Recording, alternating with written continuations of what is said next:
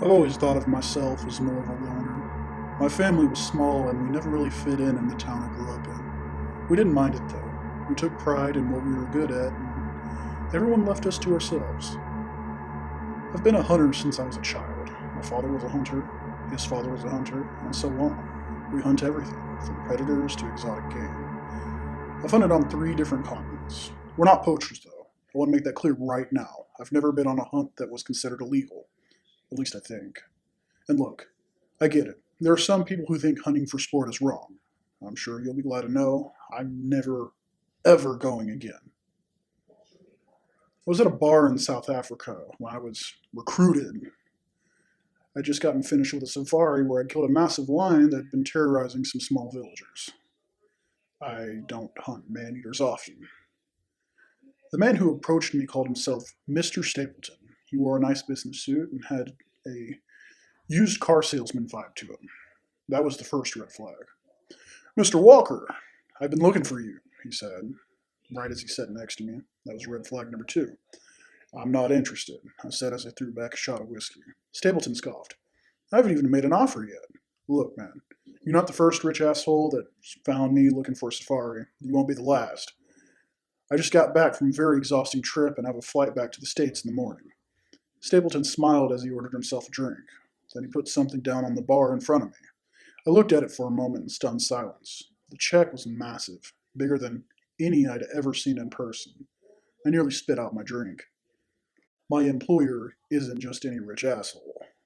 I took a second to think about it.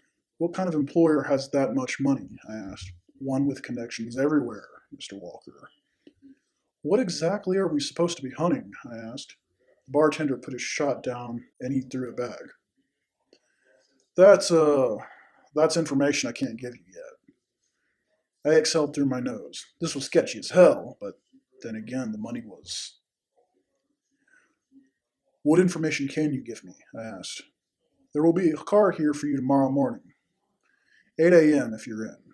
We'll brief you on the flight, he said as he stood up and left me to my thoughts. The night was long. I sat in the hotel room bed looking down at the check. It was more money than I'd ever made, but I had no idea what to expect. They say greed is the root of a lot of evil, but those people were never offered as much money as I had been that night. I think that's what made the decision for me. When I left my hotel room the next morning, I found a limousine waiting for me outside, a young woman standing next to an open door with a sign that read my name. I casually approached her. Hello, Mr. Walker, she greeted. And you are? I asked. You can call me Samantha, she replied. I stepped into the limousine and found myself sitting across from Mr. Stapleton. He'd exchanged his suit for a tight t-shirt and blue jeans. He rubbed his beard as he looked at me. Well, I'm glad to see you made a decision, he said. So what's the job? Samantha entered the limo and shut the door. I could remember the feeling as I watched the door automatically lock. There wasn't any going back. I think my heart fluttered a bit. Stapleton produced a file and handed it to me. I opened it to find a map of an island, one I'd never seen before, and I'd been all over the world. I hope you packed beach clothes, he said. What is this? I asked. It's a satellite picture of the Isle of Dagon.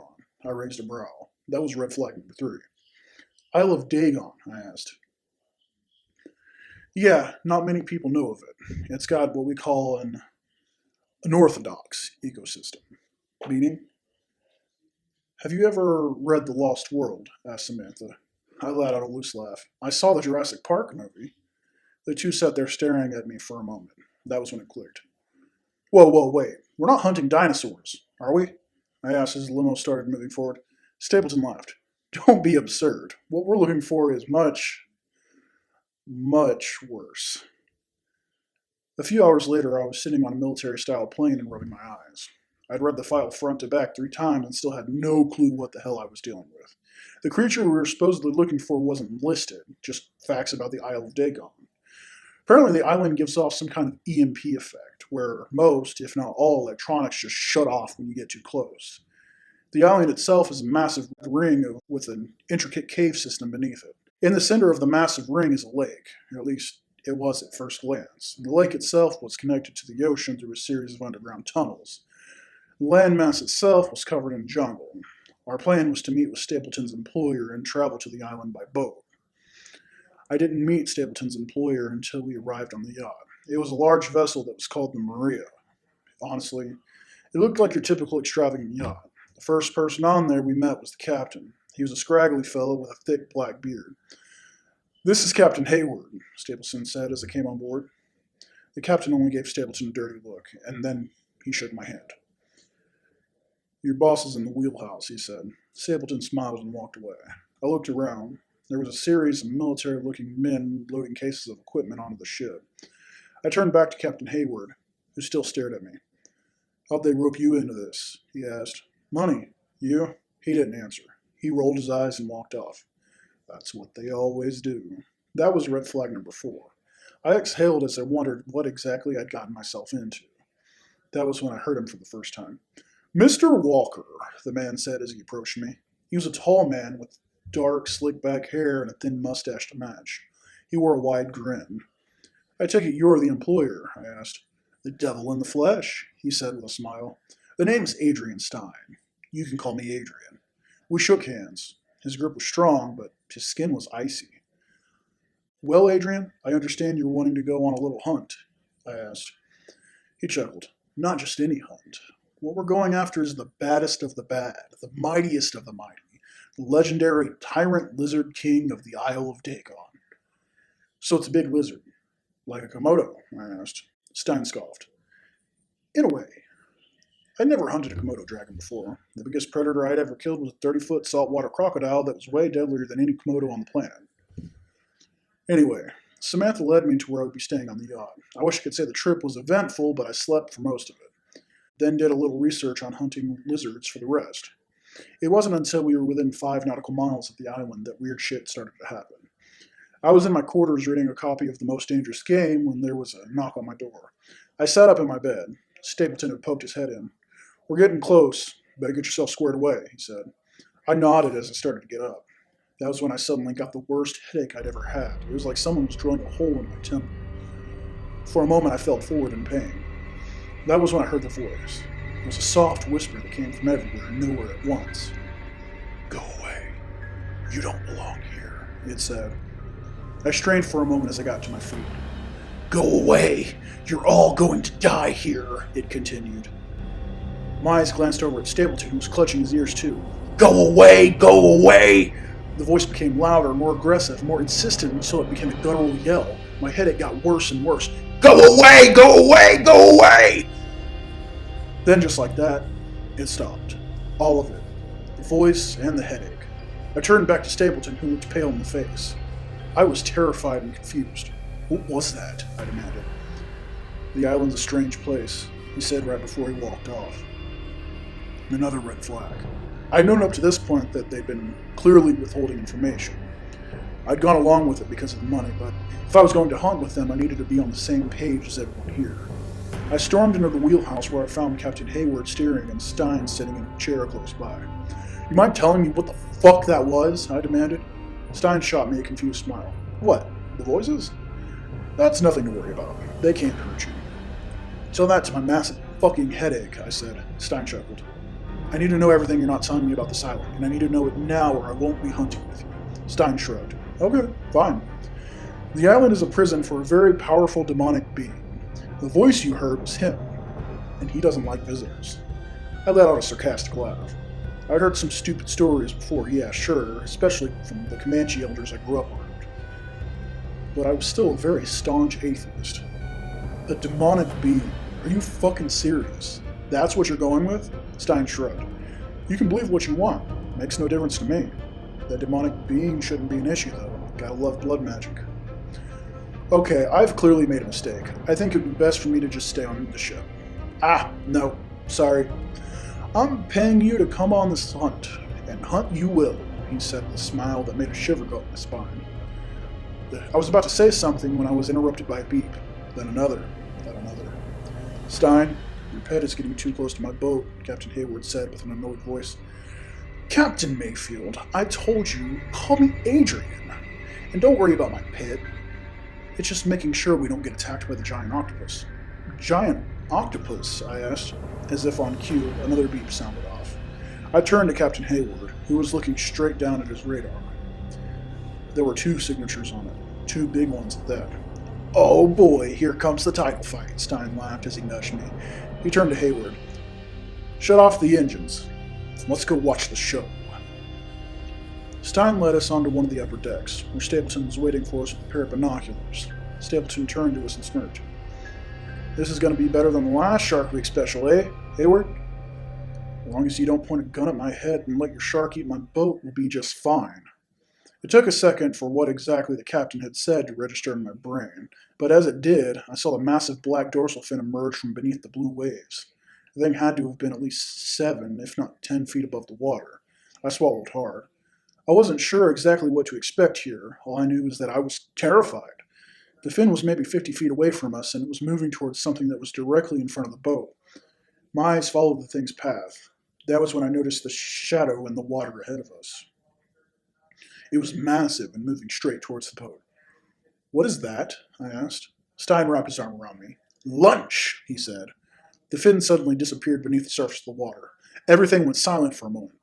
Then came the tentacles. Several massive green slimy ones erupted from the ocean. I watched in awe as the creatures battled beneath the waves ahead of us. It wasn't a pretty fight, more fast and brutal. The octopus was maybe around the size of a bus. The shark was, well, bigger. The fight was brutal. It also ended in a few seconds. The blue water ahead of us turned a shade of scarlet. Stein took a deep breath. Well, that was easier than I thought it would be. I was frozen solid. We're about 30 yards from the EMP zone, Stapleton said. Stein smiled and turned back to the captain. Drop the anchor, he said. It took a hell of a lot of convincing in order to get me into one of the small paddle boats, especially with mega jaws in the water.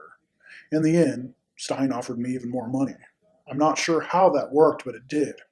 God, I was such an idiot. Risking my life for money. Life-changing money, though. We rowed to the island. I can remember the first step I took onto the sandy beach. I was surprised that we weren't alone. A tall blonde woman sat underneath an umbrella waiting for us. Stein smiled as he exited his rowboat next to me. Artemis, I see you've gotten yourself acquainted. Where's the rest of your team? He asked. She pointed behind herself, where a few men were setting up a tent behind her. How'd they get past the octopus? I asked. They halo jumped in. I turned back to Artemis, who was now staring at me with an annoyed expression. Is this the hunter? She asked. Stein turned and looked at me, then smiled at her. It is. Best in the world. We'll see, she said. I stood wondering what that was supposed to mean. Stapleton tapped my shoulder and ushered me along. Whatever operation Stein was running wasn't large. There were maybe 15 soldier-esque men on the beach with us, all putting tents up. How's the wording holding? Stein asked. Exactly as you said it would. No mental games here, Artemis said. Stein gave us an hour to gather our bearings. It was the middle of the day, and Stein made it very clear he did not want us to be out at nightfall. Most lizards aren't nocturnal, so it made sense to me. Plus, after seeing the big-ass shark eat a massive octopus, I didn't want to see the island's nightlife. I loaded my rifle inside the tent. They said it was a big lizard. I wasn't sure how big. My thought was that a .308 should do the job. There wasn't much that round couldn't take down. I mean, it wasn't like we were hunting elephants or rhinos. My tent was small. It was a very basic setup with a sleeping bag on one side and my things on the other. I sat in silence, my mind trying its best to comprehend everything that had just happened. I just saw the biggest shark in the world. Well, it wasn't a whale shark. And it had fought the biggest cephalopod I'd ever seen. Also, a few minutes before, that entire ship had received a mental blast from hell. That was when the thought hit me. I should just get on a boat and leave. Just paddle away. Fuck the money. I didn't know what I was getting myself into. Life-changing or money or not, this wasn't worth dying over. That was when I heard yelling. There was a commotion outside of my tent. I stood up and unzipped my tent. The zipper was facing the beach, so I could see what everyone was shouting about. It was the Maria. It had drifted too close and was now on a collision course with the beach. What the hell? I asked as I got up out of my tent. The boat didn't quite make it to the beach, though, or had gotten stuck in the shallow water maybe 100 yards away. Stein stood next to Stapleton and Artemis. Artemis, take a rowboat. Go check on Mr. Hayward. Stein turned to me, and for the first time since I'd met him, he had a serious look in his face. Artemis took 3 guys in a rowboat. It took them a few minutes of paddling through the calm water before they made it to the yacht. I watched them through a pair of binoculars. I stood next to Stein now. What happened? I asked. The captain must have drifted too close to the EMP zone. My binoculars scanned the ship. The white yacht was covered in sprays of crimson. It took a full minute for it to sink in. Is that blood? I asked. Stein sniffed the air, which honestly made the hair on the back of my neck stand up. I knew I should have ordered that fucking boat, he mumbled. I watched as Artemis climbed off the rowboat and onto the yacht. She'd armed herself with a bow and arrow. I honestly didn't know where she'd gotten it. She calmly disappeared into the blackness of the ship's back doorway. One of her men followed while the other stayed on the back of the ship. Everything went quiet for a minute. I could feel my heart rate going faster and faster in anticipation. That was when the gunshots sounded off. I could see the muzzle flashes in the doorway. The man on the back of the ship turned and sprinted inside. There were more gunshots. Then the bottom half of his body was flung out the back door and into the water. I made an audible gasp. Stein only exhaled. Artemis came running from the back door, her bow now broken in half and her face covered in blood. I don't think it was hers. She had what was left of her bow in one hand and a knife in the other. She looked at us, her eyes filled with dreadful disdain as she turned back toward the doorway. The thing that exited the darkness was like nothing I'd ever seen. The best term I could use was some kind of aquatic ape. Its body was humanoid and large, but it walked hunched over and on all fours. Its hands had black and sharp claws. Its skin was a sickly bluish-gray color. It had 4 black eyes on the top of its head and a mouth full of pincer-like teeth. Artemis readied her knife for a fight. "What is that thing?" I yelped. I was too horrified to look away. "One of Dagon's," Stein said. The creature swiped at Artemis with one of its massive claws. She managed to evade it only by a few inches, ducking under it and jumping over the railing into the water. "Damn it, Artemis!" I heard Stein groan right as the beast jumped in after her. Artemis was a fast swimmer, but the creature was at home in the water. It was on her within a few seconds. Her scream was drowned out by the water rushing into her throat as she was yanked beneath the waves. "What do we do?" asked Stapleton. Stein raised his hand. "Quiet," he said as he turned his head, almost like he was listening to the waves. "Ugh," he groaned. "Fuck me," he said as he snapped his fingers. The next few seconds were completely chaotic. Artemis and the creature were suddenly struggling on the sand right in front of me. I let out a deep gasp as my heart jumped down into my stomach. The creature had one of its claws in her side. Blood was everywhere, but Artemis wasn't going down to the fight. She jammed the knife into the creature's throat over and over again, coughing up water and screaming at the same time. Stapleton stepped forward to do something, but Stein stopped him. "Let me," he said calmly before taking 2 steps forward and grabbing the beast by the back of its neck and yanking it off her. The beast flew back onto the beach. It was even uglier up close. That's where I really noticed that it had webbed fingers beneath its claws. It also had dark fins running down its spine. The creature hissed at Stein as he approached it, but Stein didn't flinch, not even as the creature barreled toward him at full speed, leaping with its mouth agape and claws outstretched. To this day, I'm not sure what Stein did. Whatever happened next was a massive blur. I just know that one second I was about to shit my pants because my payroll was about to be eaten. Then the next, the creature was on its back with a massive hole in its chest. Stein had its heart in one hand as he looked down at it. "Oh, Dagon, you don't make them like you used to," Stein said as he turned and tossed me the heart. I instinctively caught it, then almost hurled at my lunch. It was slimy and wet. I dropped it into the sound with a squelch. Then I went into full panic mode. "What the fuck?" "Oh, relax. It's just a heart," Stein said. "Relax? What the fuck is that thing? How the fuck did you just rip out its heart?" Stein exclaimed. We don't have time for this. We've got an animal to hunt." "An animal to hunt? Your friend is bleeding out on the fucking beach. 2 of your men just died," I replied. Stein looked at me like he just remembered something. "Oh shit, yeah. Get the medic," Stein said to Stapleton. I stood there still confused. I was about to open my mouth again when Stein was suddenly in my face. I'm not sure if he teleported or if he just moved really fast. All I know is that he tapped me on my forehead and everything went black. The next thing I knew, I was sitting in a chair at the center of Stein's oversized tent. Artemis sat opposite me, a bandage wrapped around her midsection. She was admiring her knife. She noticed as I woke up. "Adrian, he's awake," she called out. Stein appeared seemingly out of thin air in front of me. "Hello, Mr. Walker." What happened?" I asked. "You saw a deep one and had a panic attack." "A deep one?" I asked. "Yeah. You ever read Lovecraft?" "Who?" I asked. Stein waved his hand. "It's a long story. Dagon likes to make people think he's some cosmic horror, but he's actually just, well, He has abandonment issues. Being left on that island by his mother and imprisoned by a blood magic spell left a scar on his psyche. All this information went right over my head. Anyway, you shouldn't have to worry about them anymore. I just need you to focus on finding my tyrant lizard king. Why do you even need me? I asked. Artemis sat up in her chair, groaning in pain as she did so. Stein smirked. What do you know of your great-great-grandfather? I raised a brow at him. The furthest person I could name was Wyatt Walker. I didn't know anything about him, though, only that he was born after the Civil War and that there was no record of his death. Not much? Stein laughed. Wyatt Walker. He was part of the group that imprisoned Lilith in Purgatory. I shot him a confused glance. I don't know what you're... Shh, Stein interrupted. I went quiet. Wyatt came from a troubled household. His father was a Confederate soldier who went AWOL and married a Comanche woman. I think he was 2 or 3 years old when the Confederates found his dad and murdered him. His mama, too. I sat there still trying to figure out what this had to do with anything. There was a legend, though, about the great Wyatt Walker, that he was raised by wolves and his wolf pack hunted down and slaughtered the men responsible for his parents' murder. But that's not true.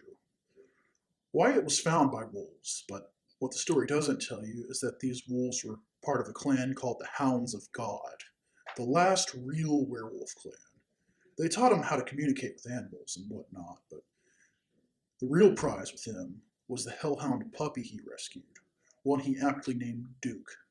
Now this fucker, it wasn't just a hellhound, it was the hellhound, one of the few alphas left in existence, and Wyatt made it loyal to him and only him. It was what killed the murderers. I sat there trying to rack my brain. I still didn't know what this had to do with me or this hunt that we were on. Now, Wyatt, God bless his soul, died about a year ago during a riot at some old CIA black site prison site in Oklahoma. Duke, however, ended up in my custody, which brings me to today. We don't know where on this island Lilith imprisoned the demonically mutated Tyrannosaurus, but we know that Duke can sniff out her magic. Now all he needs is someone to communicate with him, someone who shares the same blood as the good old Wyatt Walker. If I wasn't confused before, I was now. Did you just say demonically mutated Tyrannosaurus? I demanded. Stein shrugged. Lilith is the mother of monsters for a reason, a lot of which are imprisoned on this island. This one was one of her first. Stein turned to Artemis. Have Stapleton bring the dog. Artemis winced as she got to her feet. She left the tent, leaving Stein and I staring at each other. My head was still reeling from the overload of information that I'd just heard. Stein produced a flask and underhanded it to me. Here, this should take the edge off. So let me get this straight, I started. Stein smiled. You want me to speak with a hellhound so I can try to convince it to track down a fucking demon T-Rex? Stein chuckled. Sounds like something out of a bad short story, I know, but nonetheless, I've got plans for this world. I need the T-Rex. You can help me and get paid quite handsomely, or I can let the next deep one we find eat you. I took a swig from the flask. It was Teppa's whiskey. It was strong as hell. I knew I didn't really have a choice in the matter, so I reluctantly agreed. It wasn't long before I was being shoved into a shipping container. The door slammed shut behind me. My stomach churned when I saw the glowing red eyes lock onto me. Hey, boy, I said in a shaky voice. I'm going to tear apart your insides, a deep voice replied in the darkness. I swallowed hard as the red eyes stood up. This creature was easily a foot or two taller than I was.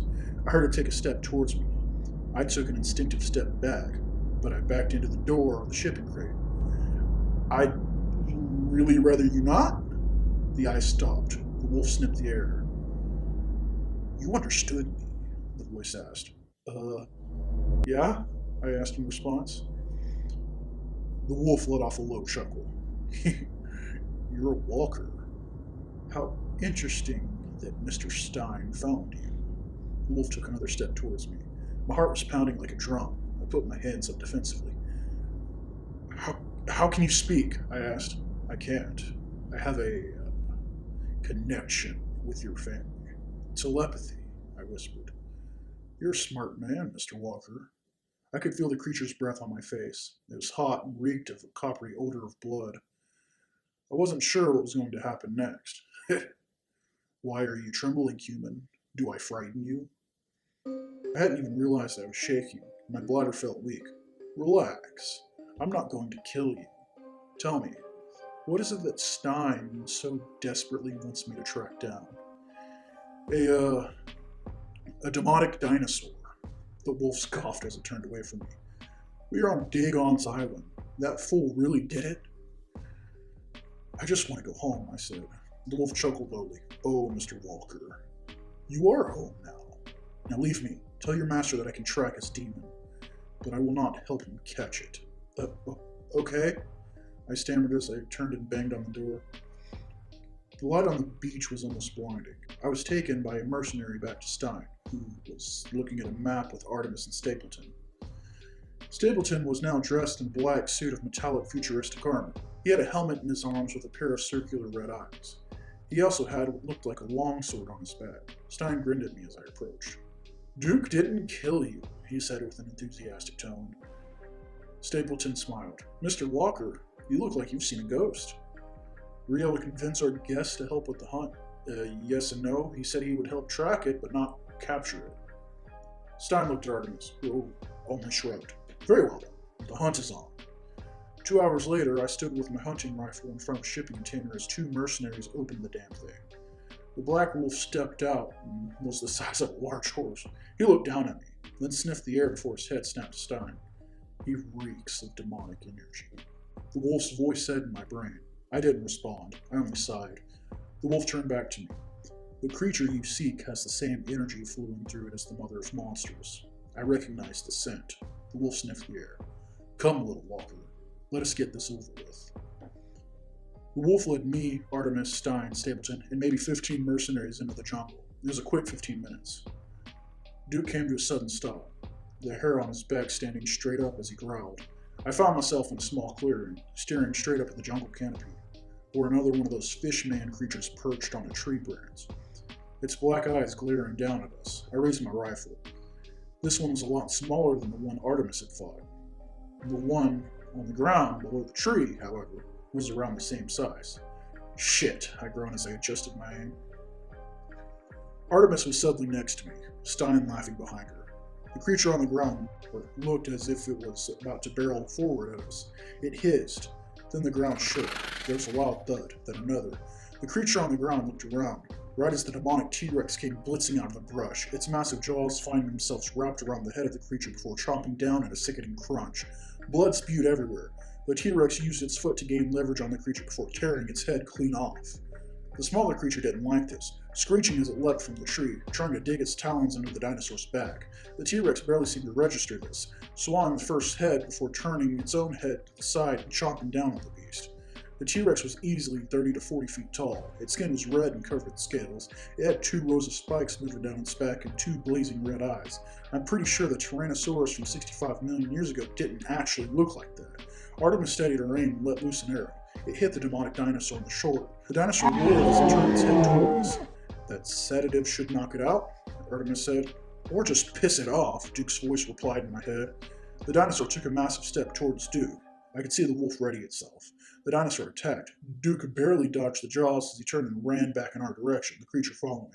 Artemis knocked another arrow. I fired my rifle. The bullet did nothing, because, of course. The dinosaur's jaws came closer and closer to us as Duke flew past. Stein laughed as he stepped out between us and the T-Rex with a hand out. I'm not sure what happened next. All I know is that 1 second I was frozen solid, looking death in the face, and the next, the T-Rex was knocked out on the ground, Stein rubbing his knuckles. I looked at him for a second as he turned to us and smiled. That was amusing, he said. Now, bag it. Did you just punch out a T-Rex? I asked. Stein patted me on the shoulder as he walked past me. I can remember thinking, what is he? Nobody good, Duke's voice replied in my mind. It took some meddling, but we eventually got the dinosaur back to the beach. Stapleton and Stein stood there discussing how the hell we were supposed to get the dinosaur off of the island. Stein shrugged. We can teleport it off the island. The Mario should be here in, he checked his watch. 3 hours, Stapleton nodded. Until then, we need to create a perimeter. Let's keep the monsters sedated. Let's hope Dagon doesn't decide to show up. Dagon. The voice we heard on the way over here, the island's very namesake. I was curious, what was Dagon, or I guess, who was Dagon? I stood close by with Duke. I wasn't sure why, but I felt safer with the hellhound. We waited on the beach for maybe an hour, just staring out at the ocean. I was ready to be off the island. I sat on a sand dune. Duke sat with me. Are they going to kill me? My mind pondered. I don't know, Duke's voice replied. I took a deep breath. That was when I heard the screech. There was gunfire and human screams. I turned to the jungle just as one of the mercenaries was retreating. One of the deep ones launched itself on top of him and bit a massive chunk from his neck. I could see Stein and Artemis exiting their tent. Stein was barking orders. There was more gunfire from the jungle. What the hell's going on? I asked out loud. Stapleton was sprinting in my direction, waving his hands. Dagon's here! This way! My eyes went to the tree line again as Duke and I retreated to the camp. That was when I saw a horde of those deep ones charging out. I could hear the screech behind me. I turned. Duke growled at the surf. Several of the creatures were coming forth onto the beachhead. Among those creatures was Captain Hayward. He walked calmly onto the beach, and the creatures close behind him. It was then that I realized the entire camp had been surrounded by the creatures. But they weren't attacking. Hayward walked onto the beach, and Stein stood in front of him. Captain Hayward, you don't look so good. Brother, Hayward said in an unusually deep voice. I could see Stein look at the ground and let out a soft chuckle. Dagon, I see you've taken yourself a new vessel. I merely took his appearance. The flesh is my own. Have you come to set me free? Hayward asked with a head tilt. It was then that I noticed his eyes were inky black. You know I can't do that. You are Amanu's vessel, the Messiah of Darkness himself. I must admit, I'm a little jealous. Why have you come here then? I needed one of Mother's toys. I could see Dagon look at the sedated dinosaur behind him, and then us. Suddenly his arm morphed into tendrils that wrapped itself around Stein's throat. And why should I let you leave here alive? Where's Mother? Where's Lilith? Stein smiled as he struggled to breathe. You're not big on world events, are you? Mother is busy, looking for the son Father created to destroy us. Dagon's face contorted in rage as a psychic blast sent us all to our knees. My hands were on my ears, my head pounded hard. Then suddenly, it stopped. I looked up, and Dagon was just gone. Stein was on his hands and knees and slowly getting to his feet, and the creatures surrounding us were gone as well. I could see another boat coming towards us in the distance. We would go home after that. Neither Stein nor Stapleton would give me a good explanation as to what had transpired over the course of that day. Stein would let me live. He also let me keep Duke. He didn't make it very clear, though. When he called, we were to answer. I wasn't sure he had my number, but I knew that wouldn't stop him. He paid me well, too, enough to where I'd never have to work again. It's been a few months, but I still think about it. Still have nightmares about those creatures. Duke is pretty good about waking me up. He's actually a really good dog. He's aware of our deal with Stein. He's recommended we run away several times, but I'm not sure. I do know that we have one other option. We could try to contact the ISDD.